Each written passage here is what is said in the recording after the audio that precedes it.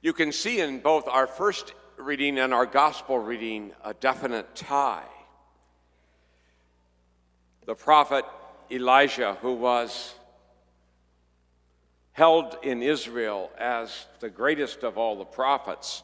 There's not even a book of Elijah, and yet he's the kind of the standard bearer, if you will. He's the one that went up in the fiery furnace when they said to Jesus asked him, "Who do people say I am?" One of the answers was Elijah. Come back. Elijah returned. It was one of their greatest. Elijah is about to be taken up into heaven in this story. And God inspires him, tells him who to go pick to be his successor. It's Elisha, a young man who's farming, when he comes upon him, and you know the story. Later on, he's going to hook up with him now, and he's going to kind of follow along with Elijah every place he goes. It's going to be his in Don Quixote, the faithful, never mind. But he's going to be the understudy, if you will, of the prophet Elijah. Eventually, they're going to get to the river Jordan, and he'll officially put that mantle on Elijah will, and then he'll be off in the fiery chariot into the heavens. It's a beautiful story. But it's a story about passing on tradition. It's just not an empty choosing of one person. Oh, here, you do this now. It's much deeper and much more important than that. He's passing on the mantle of prophecy at that time in Israel. It's a very significant gift. To be a prophet is not to foretell the future. To be a prophet in the scriptures is to speak what God tells you to say.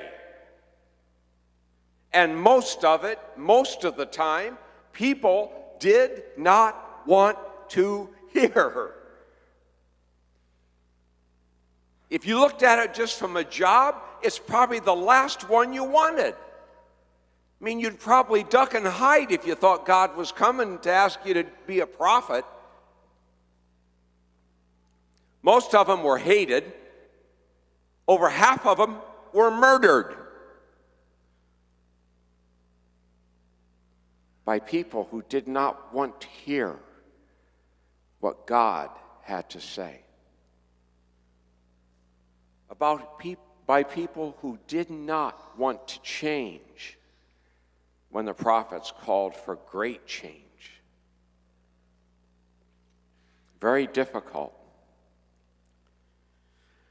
You see Elisha in the story say, I'm busy, I'm plowing right now, I want to go home and say goodbye to my family and everything. And Elijah says, hey, no sweat, go do it. There's a change in the New Testament. We're in school, remember? We're in the school of St. Luke. Jesus sets his heart, his soul, his face, one translation says, sets himself on a journey to go up to Jerusalem, where he's going to suffer and die, ascend into heaven. He's going to be resurrected and ascend into heaven. Holy Spirit's going to come. All this stuff is being laid out for us by St. Luke. But from chapter 9, verse 51 in Luke's gospel, Jesus is always going up to Jerusalem. And so he continued his journey up to Jerusalem. That's how a lot of the stories will end.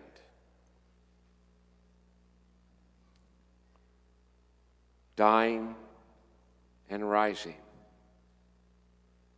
Suffering and glory. letting go of life here and gaining life everlasting. The pattern, the journey of the Messiah is that saving, always going up toward dying and rising, always moving toward dying and rising in my life. That's the call. There's always the letting go and the grabbing on. There's always that call from God to us to grow, to change where we are, and move more and more into discipleship. Disciples are students who follow the Master. As the Master goes, so do we go. So piece by piece, isn't it? At least it seems that way to me in my life. Piece by piece, he keeps coming back and asking for more. He always is coming back saying, trust me just a little more. Quit trying to fly by your own power. Why don't you let me do something in you? Why don't you let me help you bring about this change? Why don't you let me help you to grow from where you are and move on? To let go of stuff that you carried forever. Stuff that doesn't make any difference anymore, except it weighs us down. We carry it like dragging it like some baggage through life. Called to life, called to more. So Jesus continues on his way, on the journey. Read life. Someone said to him, I'll follow you wherever you go. Another, he said, follow me. And another said, I will follow you, Lord.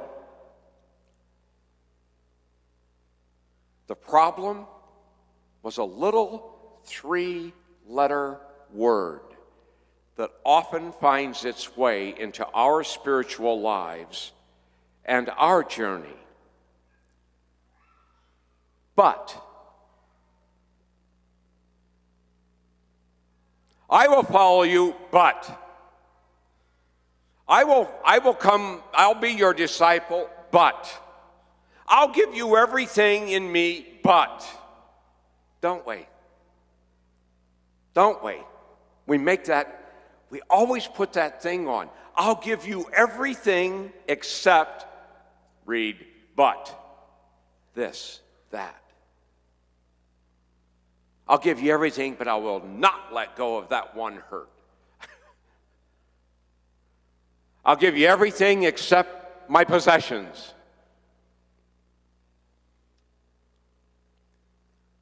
But it's what the gospel's about today. And that's what discipleship is about today. Hear Jesus clearly.